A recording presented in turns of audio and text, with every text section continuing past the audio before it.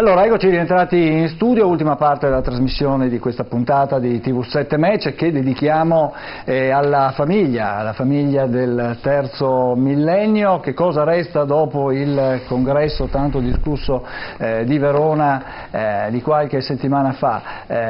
Allora, una famiglia in trasformazione, possiamo dire così? Il concetto di famiglia sta mutando, ci sono quelli che vogliono mantenere un concetto di famiglia che appartiene all'attuale e alle precedenti generazioni. C'è un concetto di famiglia in trasformazione ed è il motivo per cui stasera parleremo della famiglia, perché le proposte sono tante, sono le più disparate e spesso vengono strumentalizzate dalla politica, e questa è la cosa peggiore, perché la famiglia, politica di destra, politica di centro, politica di sinistra, politica quello che volete, però la famiglia è sempre un nucleo fondamentale attorno a cui si costruisce la società.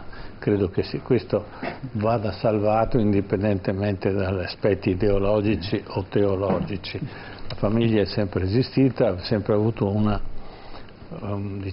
rappresentazione di un certo tipo, e naturalmente le trasformazioni nella società ci sono, ma devono essere valutate con criteri non politici, strumentali, ma con criteri politici invece che portino a un giovamento della costruzione della società. Allora, presentiamo gli ospiti. Presentiamo gli ospiti che naturalmente ci aiuteranno a capire meglio quali sono le tendenze e eventualmente ai nostri telespettatori il giudizio, l'ardua sentenza. Allora, buonasera al professor Ivano Spano. Buonasera professore, grazie di essere qua, segretario generale dell'Università delle Nazioni Unite per la Pace e sociologo anche. Grazie per essere qua. Buonasera a Marcello Bano. Buonasera Bano, esponente della Lega. Anche vicepresidente di Padova, della provincia di Padova. Certo. Buonasera a Mirko De Carli. Buonasera De Carli, esponente del Popolo della Famiglia. Buonasera anche a lei. Buonasera ad Anna Maria Zanetti. Buonasera della Direzione Nazionale di più Europa. Allora, famiglia in tutte le salse, dicevo prima della pubblicità, famiglia naturale, biologica, famiglia tradizionale, famiglia reale. Spano si è un po' abusato di questo termine, la famiglia. Sono perfettamente in linea con quanto il professor Case ha appena detto. Io direi che il tema della famiglia va al di là della politica, ma la precede, e semmai in qualche modo la politica che dovrebbe essere debitrice alla famiglia, come una istituzione che da sempre, no, ha fondato la possibilità di quella che io, più che chiamare società, chiamerei la comunità. Perché proprio questo è un tema a mio avviso fondamentale, ripensare alla famiglia come il nucleo attraverso di cui l'uomo, l'umanità ha sviluppato il suo progetto di vita e di esistenza, dentro un concetto che dovrebbe anche andare al di là dello stesso termine società. Io sono per dire che l'attuale realtà andrebbe rivalutata e agita più come una grande famiglia, che dovrebbe essere quella che chiamavo la comunità. Si sa che comunità vuol dire bene che si scambia, ma il problema non è solo questo bene che si scambia. Volevo arrivare qui, poi lei guiderà il dibattito come si deve. Il problema è questo, a mio avviso, che ci sono due tipi di solidarietà diversa tra il termine comunità e il termine società. Il termine comunità ha una società di tipo organico, cioè che ha una realtà di tipo organico, e quindi ogni elemento, no, è in comunicazione e in relazione con l'altro, mentre il termine società ha un fondamento che non è organico ma è meccanico, cioè ognuno fa un suo ruolo e poi si aggiusta tutto questo, lo si mette in un unico calderone, e questo sta creando qualche cosa cosa che va al di là della famiglia stessa e fa perdere il suo carattere istituzionale. Ecco, allora questo è il vero, a mio avviso, ecco, dal mio punto di vista, è il vero problema, questa deistituzionalizzazione della famiglia attuale. Ecco De Carli, per voi la famiglia è quella tradizionale? Per noi la famiglia è la famiglia, nel senso che l'accezione tradizionale non l'abbiamo mai voluto usare perché non esiste, nel senso che per noi la famiglia è quella che la Costituzione in maniera intelligente riconosce come una società naturale, cioè qualcosa che viene prima delle leggi dello Stato, viene prima dell'organizzazione giuridica di uno Stato, e appunto l'articolo 29 recita: la famiglia è un istituto riconosciuto, è una società naturale fondata sul matrimonio. Tra l'altro la Corte Costituzionale ebbe a dire proprio nel 2011 in una sentenza molto importante che i padri costituenti si riferivano alla società naturale fondata sul matrimonio tra un uomo e una donna, quindi non c'era una discriminazione, c'era un riconoscimento di una qualcosa che veniva prima delle leggi e dello Stato, su cui si poggia uno Stato e una comunità. Per noi questo è famiglia, ma non perché lo diciamo noi o perché abbiamo la pretesa di imporlo ad altri, questo è. Non a caso, se voi andate a vedere la legislazione fatta sulle unioni civili, la famosa legge Cirinnà, non si è potuta agganciare giuridicamente e normativamente al diritto di famiglia, perché è una formazione sociale, e si è potuta agganciare a quell'ambito del diritto civile. Perché? Perché grazie a Dio la prima parte della Costituzione appunto non è modificabile, ed è una parte che riconosce dei principi che sono fondativi dello Stato italiano e della nostra comunità. Voglio dire una cosa su questo: non è terra di scontro ideologico, noi non lo vogliamo portare avanti questo aspetto, siamo nati come popolo della famiglia, siamo alle europee, abbiamo già depositato il simbolo e quindi siamo tra i partiti ufficialmente presenti alla prossima competizione europea, proprio perché siamo consapevoli che oggi bisogna riscoprire la bellezza della famiglia come bene, risorsa, opportunità per tutti, anche e soprattutto per chi non ha famiglia o per chi non vuole la famiglia, perché una famiglia sana, robusta, sostenuta da uno Stato che è amico della famiglia fiscalmente, giuridicamente, culturalmente eccetera, è un bene non solo per chi ha famiglia ma anche per chi famiglia non ce l'ha. Ecco, la famiglia solo diciamo, per le coppie sposate? Solo la famiglia, solo, punto. Io chiuderei proprio così, perché veramente mi sembra io sono contentissimo di essere qua stasera, però mi trovo anche un po' a disagio, perché discutere dell'ovvio, che la famiglia è composta da un papà, una mamma, veramente nel 2019 mi trovo un dibattito che è veramente incredibile. Mi sembra di parlare del sesso degli angeli. Cioè, io sono una delle persone più fortunate perché ho una moglie, sono insieme da 30 anni, ho 47 anni, ho 2 figlie, sono molto contento e penso che la famiglia tradizionale, naturale, tradizionale, quella composta da un genitore, un uomo e una donna, sia la cellula costituente della società. Se non c'è la famiglia, la società non può esistere. Quello che sto vedendo in questo momento, quello che leggo sui giornali, è abominevole, lo trovo scandaloso, come tutta questa discussione che c'è stata sul congresso delle famiglie, sulle marce contro il congresso, che in nome della tolleranza bestemmiavano, si presentavano come dei, mi spiace usare questo termine qua, come dei fascisti, in nome della tolleranza, in nome di nuovi modelli, in nome dell'egoismo di 2 persone dello stesso sesso che vogliono avere dei bambini. Cioè, io trovo delle discussioni che sono veramente aberranti, e trovo dei paesi che si dicono progressisti, favorevoli all'utero in affitto. Dopo arriveremo anche Mamma mia, ragazzi, ma arriveremo anche lì a quelle che sono le cose. Anna Maria Zanetti, per lei invece la famiglia oggi è una famiglia che ha molti aspetti. Per me la famiglia oggi è sicuramente la cellula fondante della società, ma userei questa accezione nel senso plurale, non nel senso plurale che hanno usato al Congresso delle Famiglie di Verona, ma in un senso plurale, cioè oggi nella nostra società europea e italiana esistono diversi tipi di famiglie.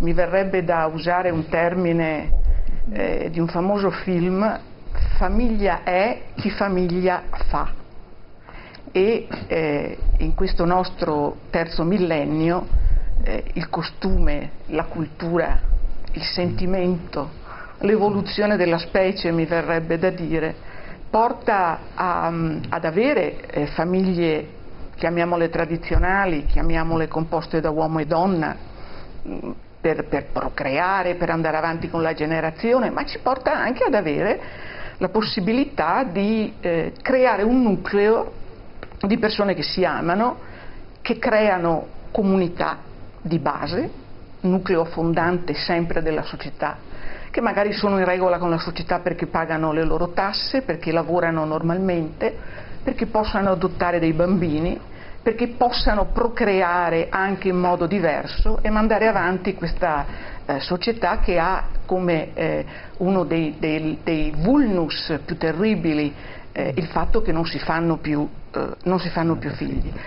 Quello a cui dovrebbe essere impostata, dal mio punto di vista, la nostra discussione non è più tanto sulla realtà che ci circonda, che è innegabile e non la trovo assolutamente scandalosa, la trovo anzi invece foriera di cose che possono, sempre con il senso della misura e delle regole che vanno rispettate, per cui se la Costituzione all'articolo 29 mi definisce la famiglia in un certo modo, vabbè, ci sono adesso anche le unioni civili e vedremo eventualmente questa cosa di portarla avanti in futuro, di vedere come si svilupperà, ma io trovo che questi nuclei debbano avere da un punto di vista costituzionale gli stessi diritti e doveri che ha una famiglia cosiddetta tradizionale.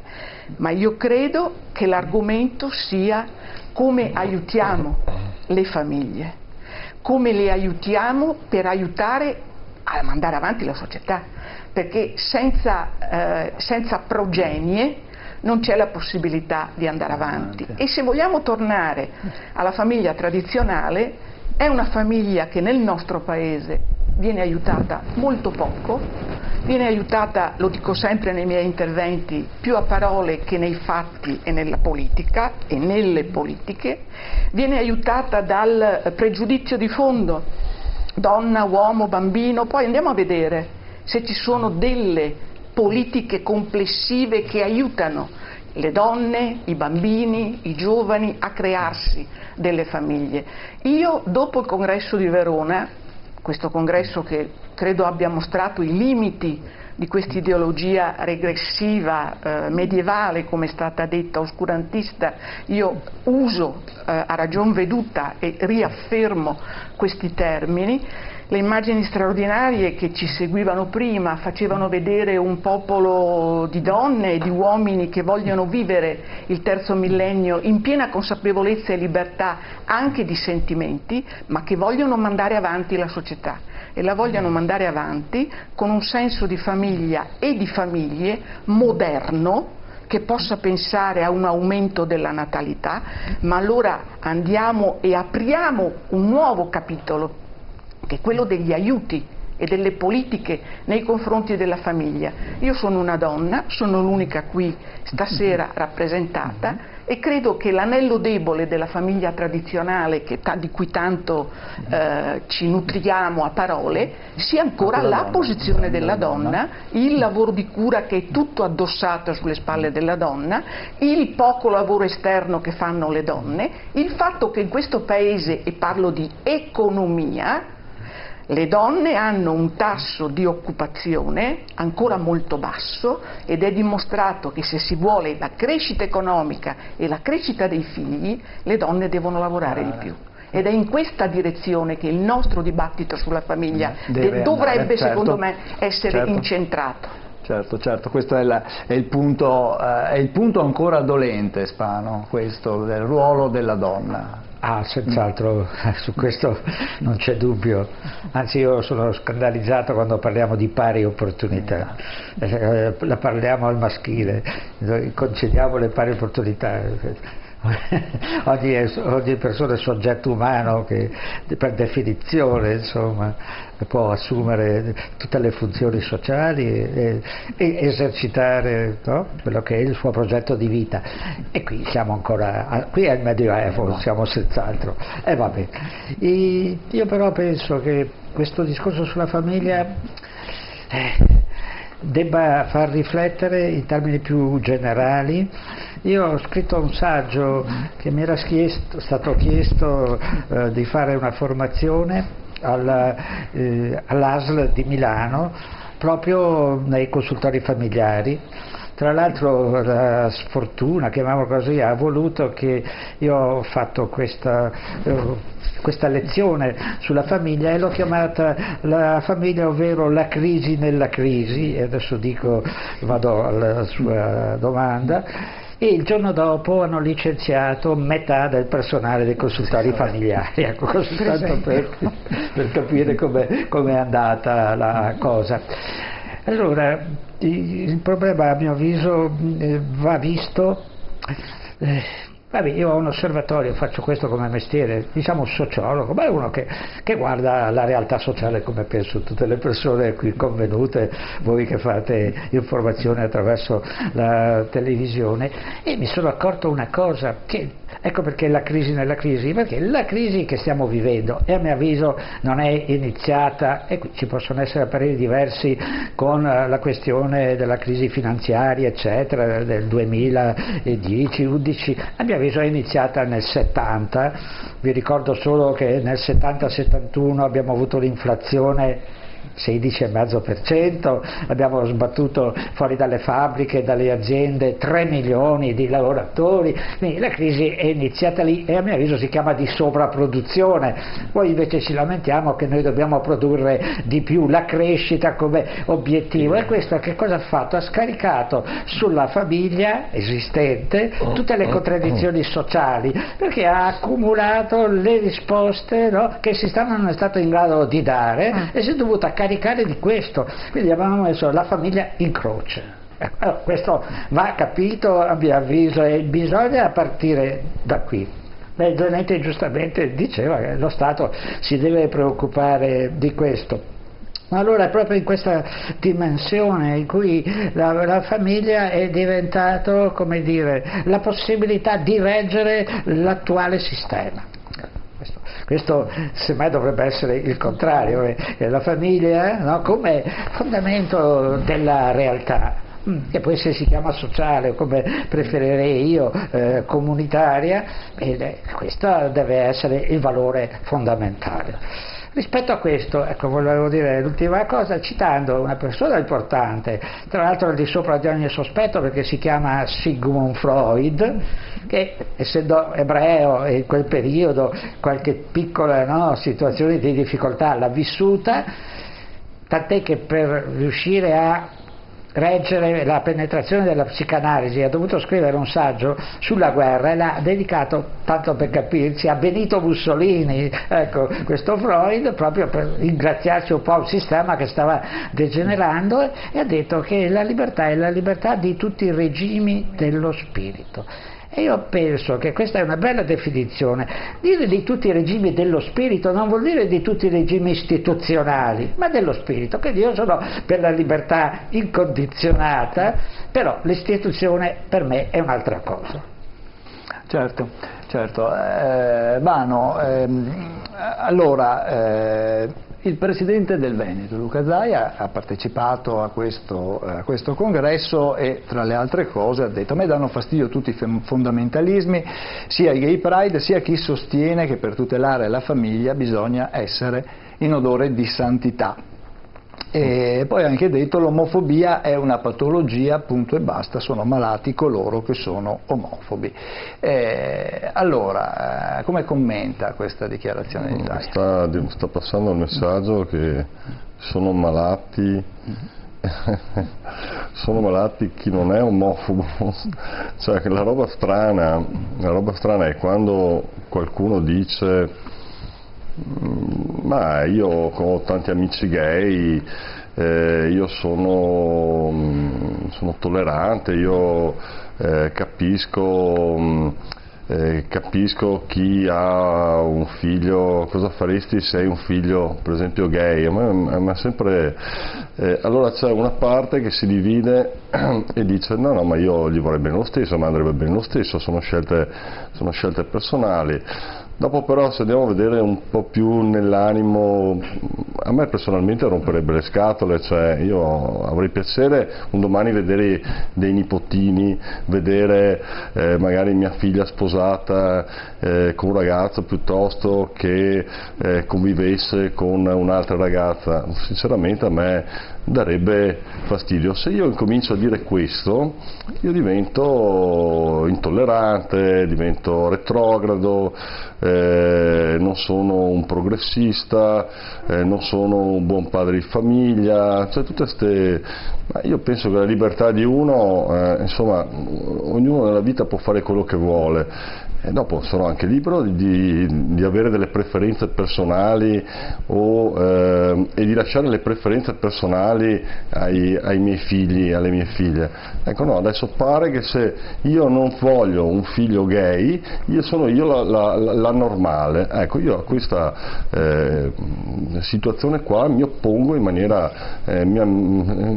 ferrea. Sì, a me darebbe fastidio, gli vorrei bene lo stesso, però preferirei che fosse un figlio etero. Ecco, se questo è un peccato di lesa maestà, me ne farò una ragione, cosa devo fare?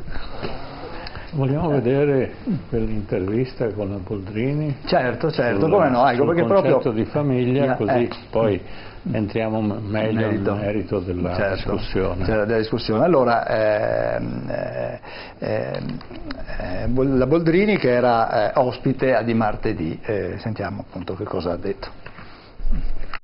Siamo in una Parliamo situazione di due cose diverse. La risposta della Presidente. No, la informo che nella nostra società da qualche anno esiste l'istituto del divorzio e dunque vuol dire che la famiglia che nasce in un certo modo poi diventa altro. Io ad esempio sono divorziano sposata. anche le famiglie gay. Aspetti Sallusti, le parlo della mia esperienza personale. Io sono sposata, poi mi sono separata e poi divorziata e ho cresciuto mia figlia. Guai chi mi dica a me che io e mia figlia non siamo famiglia. Ma come gli viene in mente pensare che noi non siamo famiglia? E allora perché dobbiamo essere trattate diversamente che la famiglia dove c'è anche il padre? Così vanno le cose, quindi noi dobbiamo dare pari dignità. Perché se non ci fosse stato un padre non ci sarebbe stata sua figlia. Se non ci fosse stato un padre non ci sarebbe stata sua figlia.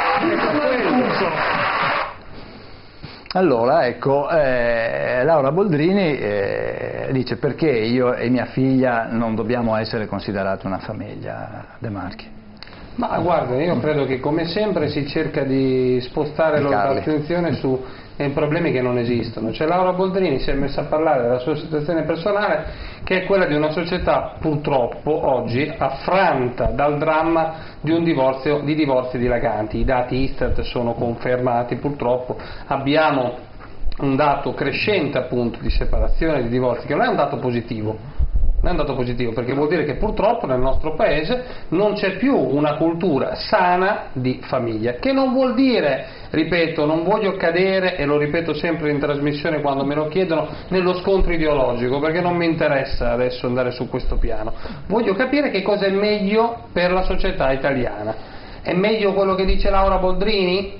Cioè, io non credo che sia meglio questo. Io credo che oggi dobbiamo cercare di favorire delle politiche di Stato. Il Popolo della Famiglia porta avanti la proposta di legge del reddito di maternità, su cui abbiamo già raccolto oltre 50.000 firme e ne stiamo raccogliendo altrettante per poterlo depositare adesso a fine aprile, primi di maggio in Parlamento e portarla dentro al dibattito parlamentare. Che tipo di proposta è il reddito di maternità? È una cosa molto semplice. Oggi io non condivido la posizione della collega di Più Europa che dice la società ha bisogno di donne che siano emancipate attraverso il fatto che siano inserite nel mercato del lavoro. Oggi l'unica opzione che la mia generazione, io ho 34 anni, le ragazze della mia generazione hanno per mettere su famiglia è lavorare, non ci sono altre opzioni. E lavorare in forme di nuova schiavitù, per dire alla Papa Francesco, perché io le ragazze che incontro della mia età che vanno la domenica a fare i turni ai centri commerciali sottopagate, spesso sotto ricatto, perché ti fanno firmare dimissioni in bianco, perché ti dicono ai colloqui, e io l'ho visti con i miei occhi, che non ti venga la voglia a 22-23 anni di mettere al mondo un bambino oppure di mettere su famiglia. Allora il problema reale è liberare dalla nuova schiavitù chi ha voglia di fare famiglia, e l'unico modo per liberarle qual è? Garantirle che c'è un'altra scelta. La vera libertà di scelta non è oggi il lavoro, che è l'unica scelta che le ragazze della mia generazione hanno, perché se vuoi far famiglia, se non hai due stipendi non lavori in due, non lavori. Allora io dico, come Stato, se tu vuoi scegliere per un certo periodo di tempo, l'abbiamo pensato per 8 anni, di dedicare una porzione della tua vita a fare la mamma, ma non perché te lo impone lo Stato, perché lo scegli tu. Lo Stato ti dà un'indennità di maternità, l'abbiamo pensata 1.000 euro al mese per 8 anni, non è una cifra insostenibile sul piano dei bilanci di Stato. La donna deve essere libera di scegliere, questa è la vera sfida, la dico da uomo, lo dico rivolto alle donne della mia famiglia, mia moglie, alle donne che ammiro del popolo della famiglia, tutte le donne. Oggi la donna non è libera di scegliere, perché? Perché ha solo la scelta del lavoro. Allora mettiamola in condizione di scegliere se lavorare, c'è il codice del diritto del lavoro e va benissimo. Vogliamo conciliare lavoro-famiglia? Facciamo politiche migliori, in Italia non le abbiamo, ci sono all'estero, in altri paesi d'Europa. Bisogna investire sulla conciliazione lavoro-famiglia, gli asili nido aziendali, il sostegno al part-time in maniera strutturale, defiscalizzata, eccetera. Ma se una ragazza, e credetemi, io che giro, ce ne sono tante, dice io vorrei per esempio fare la mamma e studiare, perché a 22 anni mi piacerebbe avere il bambino, io non voglio che questa società mi imponga che il figlio lo posso avere solo a 32-33 anni, dopo che ho studiato, ho trovato il lavoro, ho messo su casa e poi penso il figlio. Vogliamo dare a questa porzione, sarà minoritaria, non lo so, se gli diamo l'opportunità di verificarlo, magari non sono così minoritaria, di poter avere uno Stato che non gli dice se fai un figlio sei una sfigata, per cui sei un problema per i tuoi genitori, per il ragazzo che diventa padre o altro, ma invece sei un grande bene per te e per la comunità. Perché se non ci rimettiamo al mondo a fare figli, non voglio fare la retorica fascista, non mi interessa, delle culle piene, eccetera, ma se non ci rimettiamo al mondo a fare figli non abbiamo futuro come società. Ma questo è un problema reale e ripeto, e mi dispiace che si pensi sempre che è uno scontro ideologico questo, ma la Costituzione ha puntato l'articolo 29 su quella società naturale perché è l'unica natura volente che può procreare, non ce ne sono altre. Non a caso l'utero in affitto che cos'è? Andare da una donna che viene fecondata appunto per mettere al mondo un bambino, perché la natura è quella e la legge la deve rispettare e tutelare, come la Costituzione dice. Ecco, questa famiglia e questa donna che non ha solo l'onere di lavorare, certo, ha anche un onere più importante che è quello di allevare un figlio, non è un sovraccarico per la donna. Certo. Alla grande, certamente. Quindi non sarebbe dignità per la donna quella di, nel tempo in cui ha necessità di fare la madre, facesse la madre e fosse supportata in questo senso? No, non va vista in questo senso, professore, secondo me, ma credo secondo la stragrande maggioranza delle donne. E secondo le manifestazioni e le prese di posizione culturali, sociali, di costume che vediamo, la donna è una persona e a questa persona vanno date, prima del destino biologico che la natura le ha in qualche modo assegnato, vanno date in una democrazia tutti gli strumenti per poter esercitare la sua entità di persona, di cittadina che ha diritti e doveri. Allora, io mi rifiuto anche qua in questa sede e continuo a dirlo, ma vedo che è difficile anche perché siamo sempre numericamente inferiori. Non si può parlare di donna quando si parla di famiglia e basta. Si deve parlare di donna, di uomo e di uomo, di donna e di donna, di genitori. Mamma mia. Le due figure devono avere nella nostra società le strumentazioni per poter fare famiglia.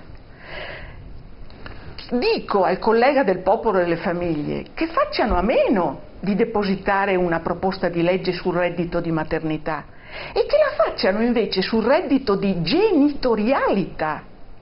Perché se vogliamo uscire da quest'incubo di che cos'è la famiglia oggi e vogliamo cominciare in un'ottica moderna di terzo millennio a pensare a una nuova natalità che potrà avere seguito solo fra 15 anni, quando io ne avrò 80, se permettete, oltre a essere il numero minore volete anche non lo so. Allora, solo quando io avrò 80 anni, se si faranno certe politiche, si potrà dire che il popolo italiano, che magari sarà un po' mulatto, un po' con gli occhi a mandorla, un po' così, avrà ripreso la sua natalità.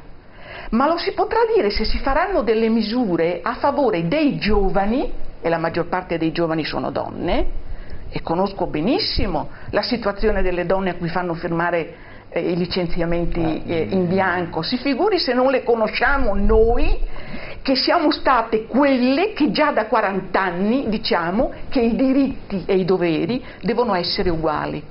Quello a cui va pensato è la figura paterna. Dovete pensare a un congedo di paternità, non solo al reddito di maternità.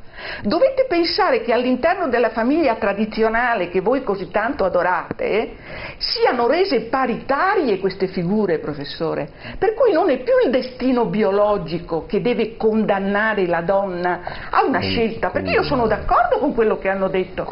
Se una donna sceglie di stare a casa sua e di diventare madre e di seguirsi il figlio da quando ha un anno deve avere questa possibilità. Ma tu devi dare alle donne, alle giovani donne, anche la possibilità di realizzarsi come persone e all'interno del mondo del lavoro, della società, della cultura, realizzando la propria personalità, senza togliergli il problema del destino biologico, perché sennò diventa davvero quello che diceva il professor Spano, cioè la famiglia che viene messa in croce. Ripeto, parliamo di ruolo materno, dobbiamo smetterla di soffermarci in modo esclusivo sul ruolo materno e dobbiamo cominciare a parlare di ruolo paterno, più Europa. Loro depositano il reddito di maternità e noi chiederemo parità di retribuzione e un congedo di paternità, professore, che sia uguale a quello degli altri paesi europei, perché gli altri paesi europei di cui si è riempito la bocca il nostro collega del Popolo delle Famiglie ragionano proprio in questi termini di parità dei coniugi, di parità delle due figure all'interno della famiglia e non solo di responsabilità femminile, perché se no ritorniamo volutamente, perché quello che hanno fatto a Verona, vorrei precisarlo, non è una boutade di costume, è un progetto scientifico che hanno le destre internazionali per arrivare in Europa e riportare il nostro continente indietro di almeno 50 anni. E ci sono da questo punto di vista delle motivazioni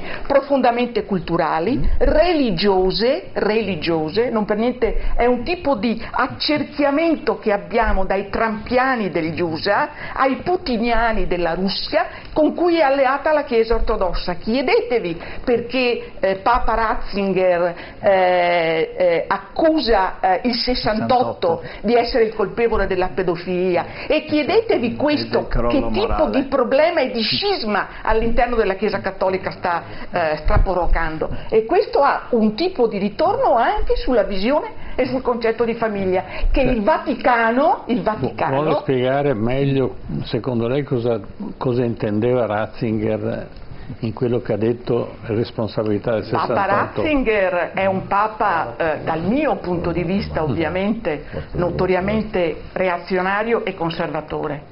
Tenga conto che la più grande figura di teologo del cattolicesimo, Drewermann, è stato cacciato dalla Chiesa cattolica.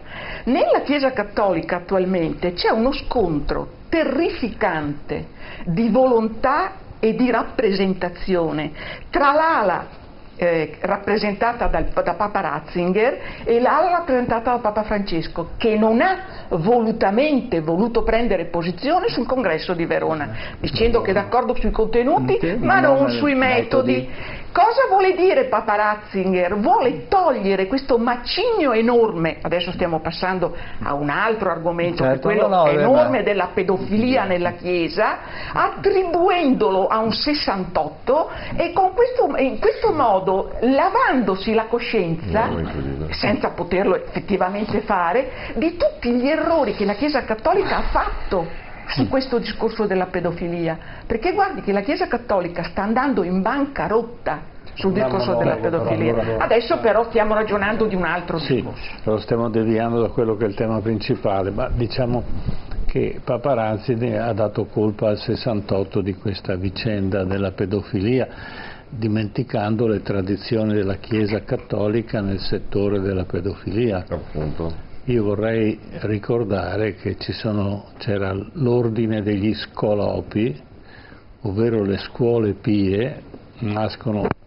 attorno al 600 ed è un'iniziativa importante, perché c'è un cardinale spagnolo che dice che bisogna che anche i piccoli sappiano leggere e scrivere, perché una delle prerogative della Chiesa fino a quel punto era che l'ignoranza, il non sapere leggere e scrivere era un grosso vantaggio per la Chiesa, perché poteva dominare, no?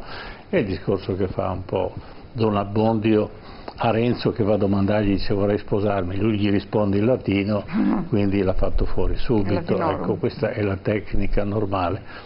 Ma gli scolopi dopo un secolo vengono soppressi, non nel senso fisico, ma le scuole vengono chiuse, perché sono centri, parliamo di 1 migliaio di scuole in tutta Europa, sono centri di pedofilia. Allora evidentemente non nasce nel 68 la pedofilia nella Chiesa, ma nasce in tempi molto diversi. Ma torniamo al discorso della famiglia, che forse è la cosa più importante. La donna, bisogna prendere atto che non possiamo avere figli, noi possiamo dare tutto quello che vogliamo, però i maschi purtroppo non riescono a fare figli, tant'è che le coppie gay hanno necessità sempre dell'intervento femminile, e per mettere al mondo un figlio una donna deve dedicarsi almeno il tempo tecnico per poterlo fare. La seconda cosa, in tutta questa diatriba non viene mai considerato l'importanza del figlio all'interno della famiglia. Lo faccio e lo uso perché io sono buono, perché gli voglio bene, quindi ho bisogno.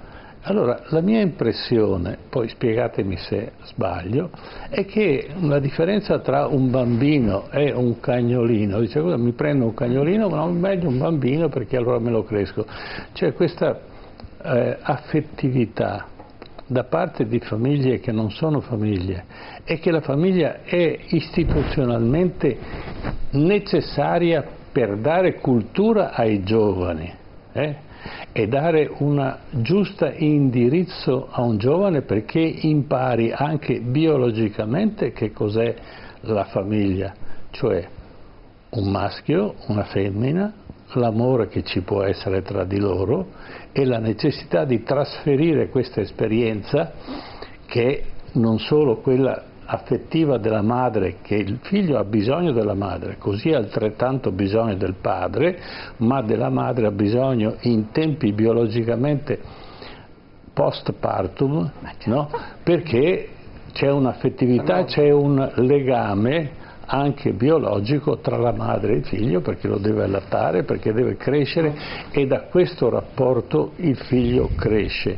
Dopodiché interverrà anche il padre, ci sarà la presenza del padre, e giustamente, se la scelta sarà il padre sta a casa e la madre invece va a lavorare, diciamo che il contributo dello Stato, questo si può allargare nella proposta di legge, potrà essere dato anche ai maschi, e quindi poter partecipare a quella che è la vita della famiglia. Ma quando si parla di utero in affitto, quando si parla di business dell'utero in affitto, parliamo da 60 a 180 mila euro per poter dare a una famiglia richiedente, e normalmente non è una famiglia normale, poter comprare un bambino. Ecco, questo mi lascia un po' allibito. Vorrei sapere dal professore e poi dagli altri cosa ne pensano in questo meccanismo, perché alla fine probabilmente potremo prenotarlo su Amazon il prossimo figlio. Prego, professore. Ha fatto un'affermazione piuttosto pesante, estremamente problematica. Senta, la mia posizione è che siamo fuori tiro, cioè a dire, posso esprimermi velocemente, non capiamo questi processi. Allora, mi è venuta in mente un'affermazione di Papa Francesco, penso un anno fa circa, ebbe a dire questo, cito tra virgolette, ebbe a dire: questa non è tanto un'epoca di grandi cambiamenti, e questo potrebbe stupire perché sembra che siamo noi invece come formichine che lavorano, cambiano, lavorano. Ecco, allora questa non è tanto un'epoca di grandi cambiamenti quanto un cambiamento d'epoca.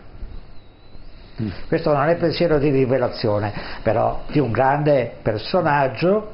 Io non ho mai ammirato troppo per le sue, proprio l'entrée che ha fatto, a mio avviso, vabbè, insomma, fatto personale, ha frainteso perfino anche la teologia, ha fatto qualche gaffa, però quando uno dice una cosa buona non posso dire perché magari non l'avevo apprezzato, questo è il vero evento. Qui siamo in un'epoca, no? Che è cambiata, e quindi dobbiamo partire da questo per poter dare risposte a questi problemi. Non possiamo rimanere nell'ambito di una dimensione che poi diventa culturale, esperienziale, che è superata, tendenzialmente superata. E allora qui il discorso della famiglia va ripreso.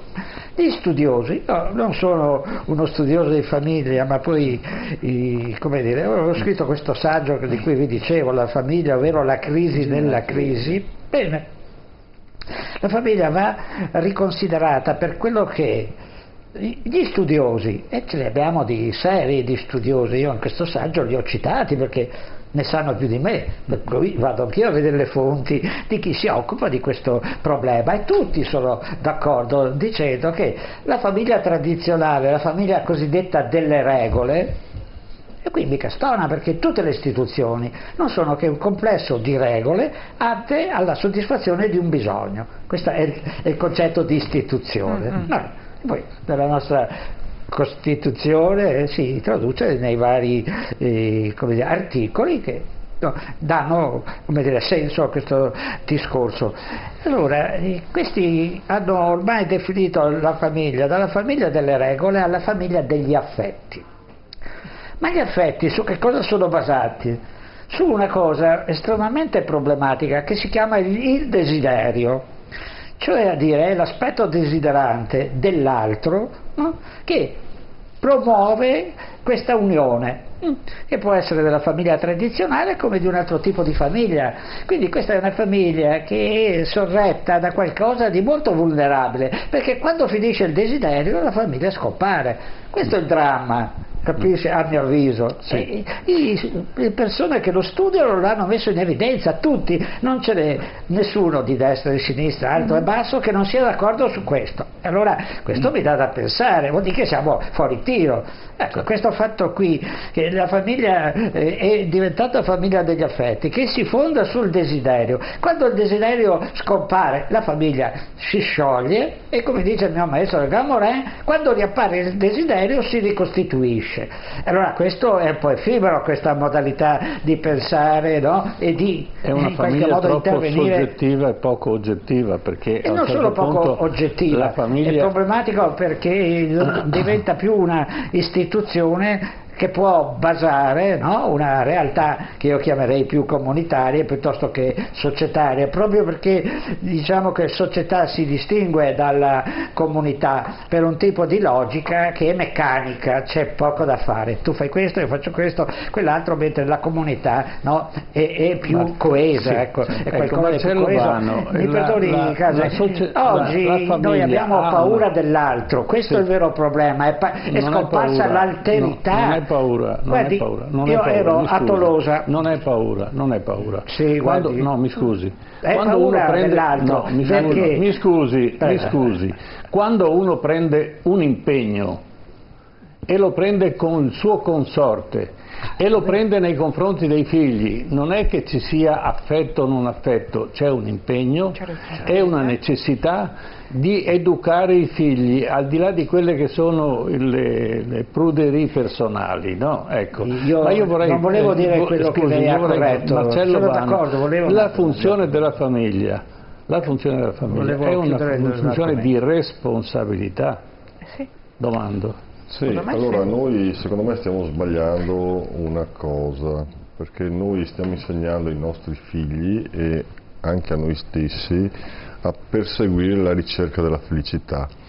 Non riusciamo a entrare nell'ottica che fare una famiglia significa fare sacrificio, insegnare ai figli il sacrificio, insegnare l'impegno, l'insegnare anche a donarsi agli altri, a donarsi alla società. Invece noi insegniamo ai nostri figli cercate la felicità, siate felici e andate avanti su questa strada qua, che è un disastro, perché se continuiamo così, perché noi abbiamo due modelli in questo momento che si stanno scontrando, un modello occidentale e un modello orientale, dove la vera ricchezza per il modello orientale, e mi riferisco ai paesi islamici, è proprio il numero di figli, cioè uno è più ricco quanti più figli ha, ed è la loro fortuna, perché prosegue, oltre che da un punto di vista culturale, sociale, eccetera, di aumentare il numero,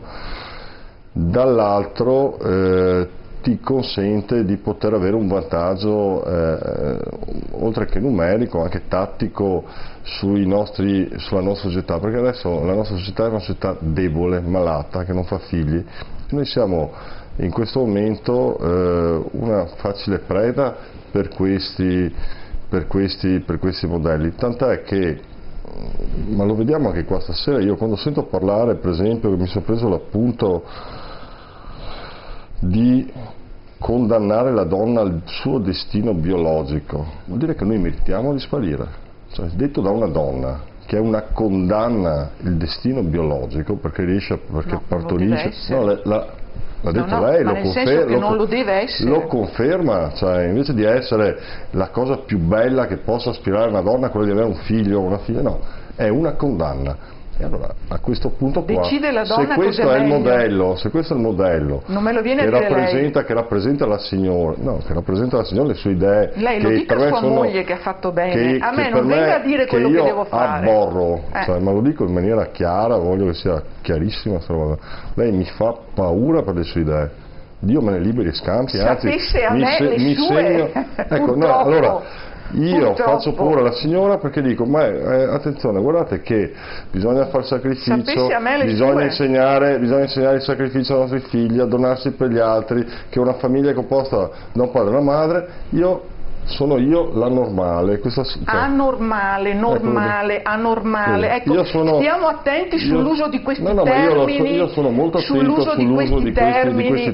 Non mi pare. Anche il professore prima ha usato il termine normale. Il termine normalità è tutto un discorso, parliamo col sociologo. Chiedo scusa.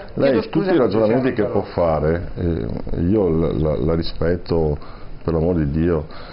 Io prescindo da un piccolo particolare che si chiama natura, cioè lei può stare qua fino a domani mattina, provare a convincermi che la famiglia è composta da due persone dello stesso sesso che hanno diritto di avere dei bambini, andando magari a comprarseli su Amazon, e io le dico, guardi, per l'amore di Dio, Dio me ne liberi e scampi.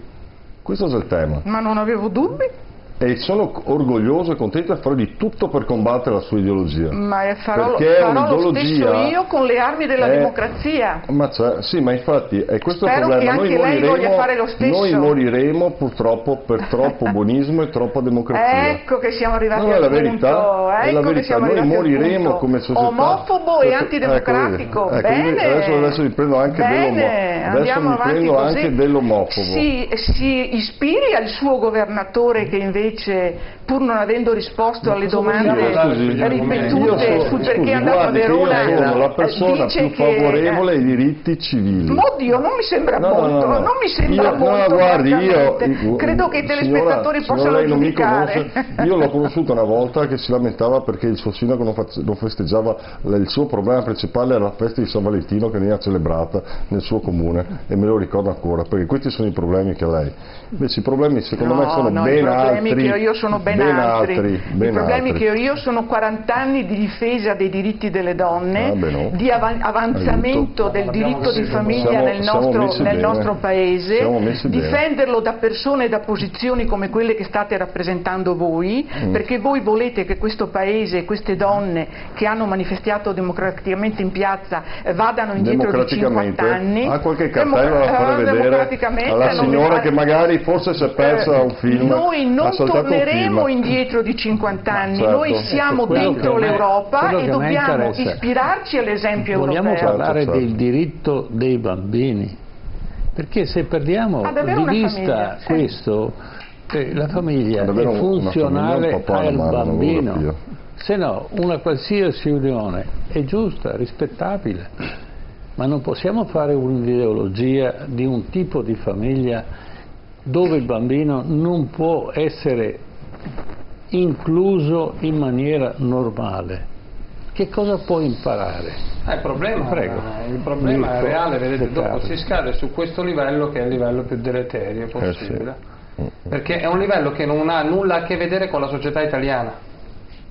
Allora, il vero diritto civile, su cui noi abbiamo detto, non ho capito. Questo livello di scontro non ha nulla a che vedere con i numeri della società italiana e con le sfaccettature della società italiana. E adesso vi spiego perché. Il vero diritto civile, su cui noi ci siamo battuti con i 2 Family Day che abbiamo organizzato e su cui è nato il movimento politico del popolo della famiglia, che non ha partecipato a Verona, prima mi attaccava la collega senza neanche sapere i fatti, perché non lo sa neanche, perché si attacca a prescindere, si fanno i format ideologici senza studiare. Noi non siamo andati a Verona, ma non perché non abbiamo condiviso quelle battaglie, perché abbiamo condiviso la posizione che ha detto Papa Francesco attraverso il Cardinale Parolin, che i contenuti e la sostanza era giusta, la forma non l'abbiamo condivisa.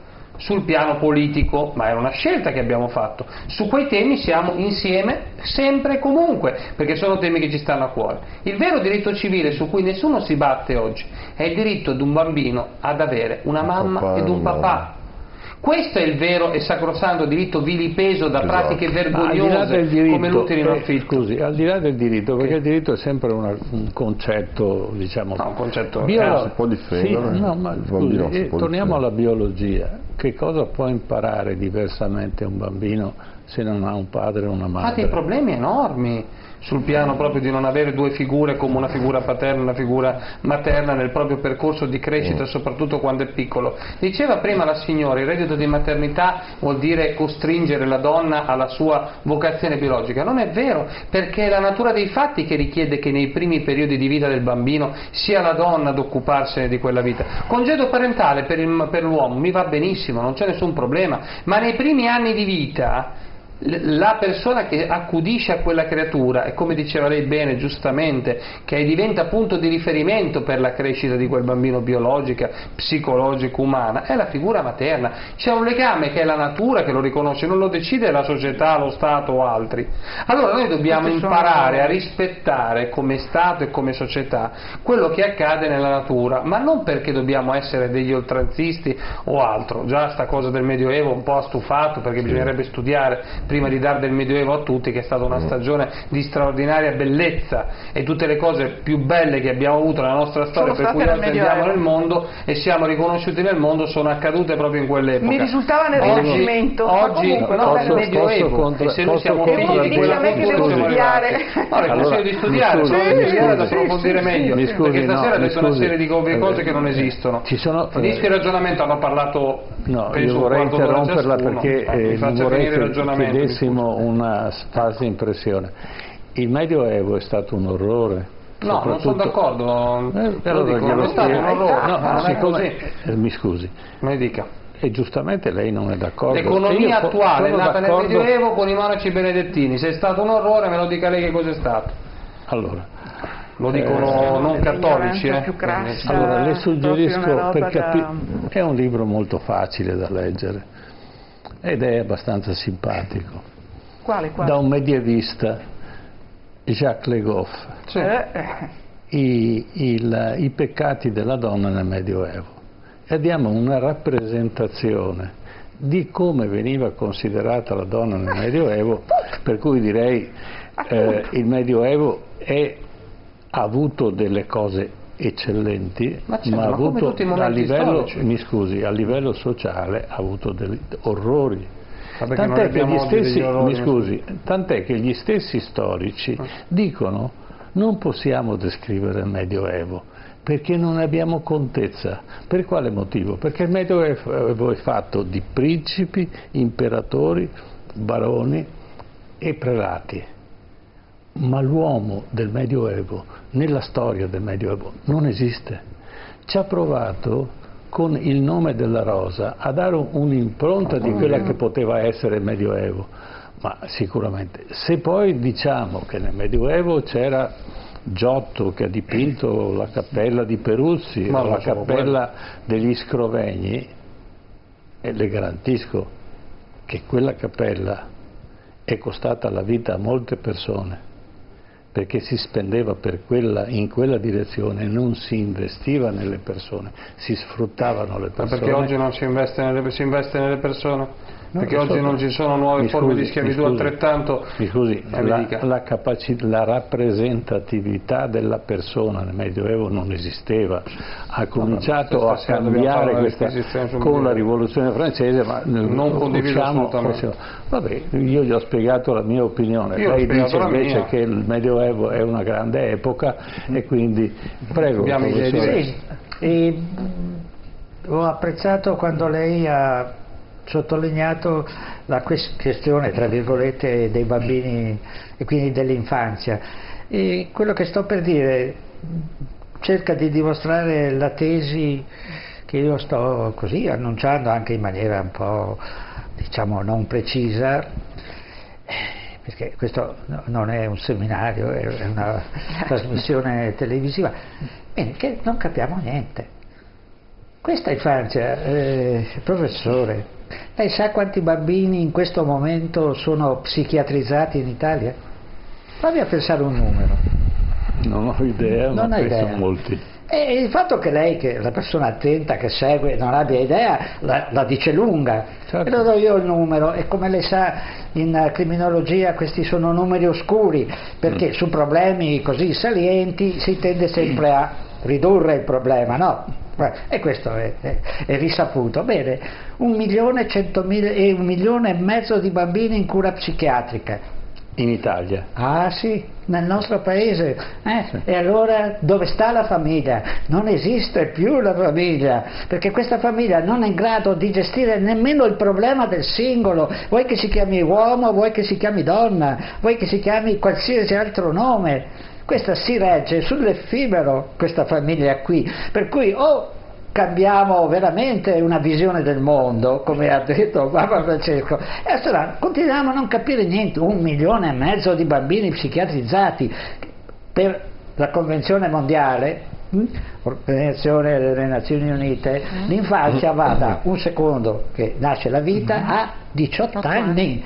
Questa è l'infanzia. La nostra gioventù è inesistente, non c'ha parola. Il rapporto con i genitori è di tipo contrattualistico, ma stiamo scherzando? Tutti lo dicono, è di tipo contrattualistico, punto. Altro che le cose che sento io. Magari fossero queste, al di là delle differenze, saremmo già molto più avanti. No, non ci stiamo accorgendo di questa situazione. Così come la democrazia. Io penso, non l'ho mai vista nella mia vita la democrazia. Io ho scritto l'ultimo libro che è uscito qualche giorno fa per l'autogoverno della società civile. La società civile deve riprendersi in mano il potere anche di governare, perché fino adesso chi ci ha governato ha fatto solo scaricare su ognuno di noi, no? Tutte le prebende che il potere. Io dico che questa partitocrazia che è la vera antipolitica. perché ha fatto solo i cavoli suoi, non quelli dei cittadini. Allora, o capiamo che dobbiamo fare un punto di svolta, oppure rimaniamo intrappolati in chi sta gestendo con questo, con grande acume e con grande capacità mediatica. Tutta la politica si gioca su Facebook, sui media, ma stiamo scherzando. Dov'è la partecipazione? Lei vede dei giovani partecipare a qualche cosa?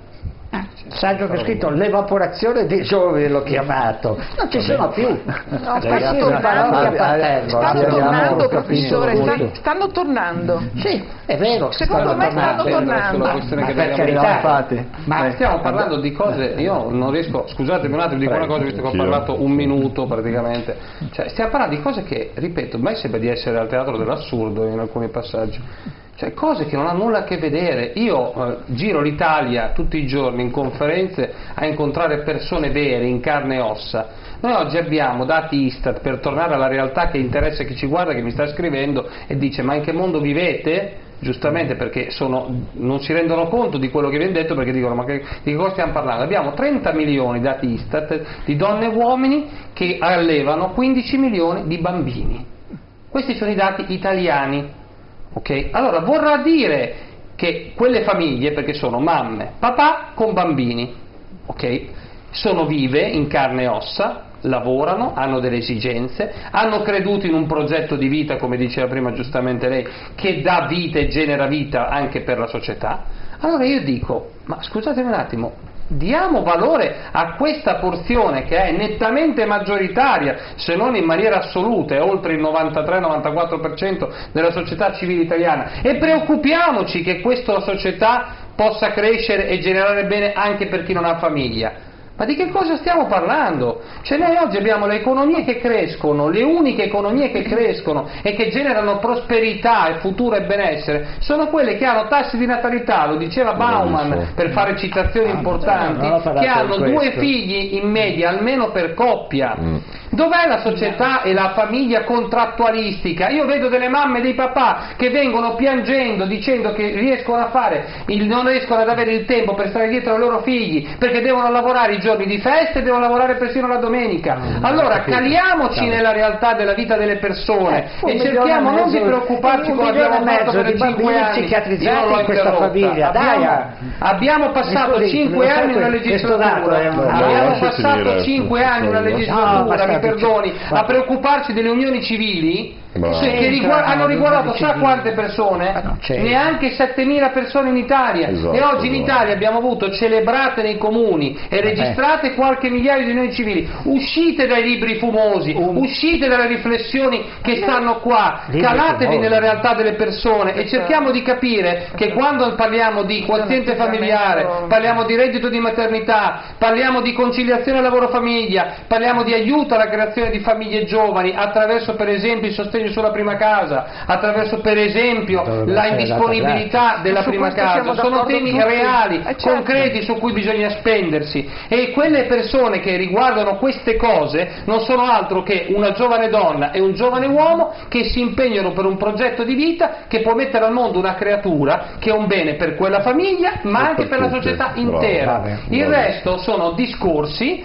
che va bene farli, ma non sono cose che riguardano le persone, perché altrimenti ripeto, non è una presunzione, la sua presunzione, perché lei pensa che lei è la migliore del mondo e gli altri sono un branco di ignoranti. Lei deve cominciare a capire che con questo atteggiamento, come ha Laura Boldrini, l'abbiamo detto in altre trasmissioni, bisogna avere rispetto per le altre persone. La società è fatta da 30 milioni di donne e uomini, 30 milioni di donne e uomini che allevano 15 milioni di bambini. Lei può dire tutti i numeri che vuole, questi sono i numeri della società. Voi pensate che andando in 10.000, 5.000, 10.000 a manifestare siete il mondo intero? Dovete avere rispetto, e non ce l'avete purtroppo, per quei 30 milioni di italiani che fanno sacrifici immensi ad allevare 15 milioni di bambini, e non sono rapporti contrattuali, sono rapporti affettivi che, come diceva prima giustamente, si sono presi un impegno che si chiama famiglia e che rispetto rispettano e sul quale fanno sacrifici per loro e per tutti. De Carli, andiamo un attimo, la fermo un attimo, andiamo un attimo in pubblicità, ma torniamo subito, sentiremo anche degli altri interventi che sono stati fatti a Verona, sentiremo anche cosa ha detto Giorgia Meloni a proposito della famiglia, tra poco.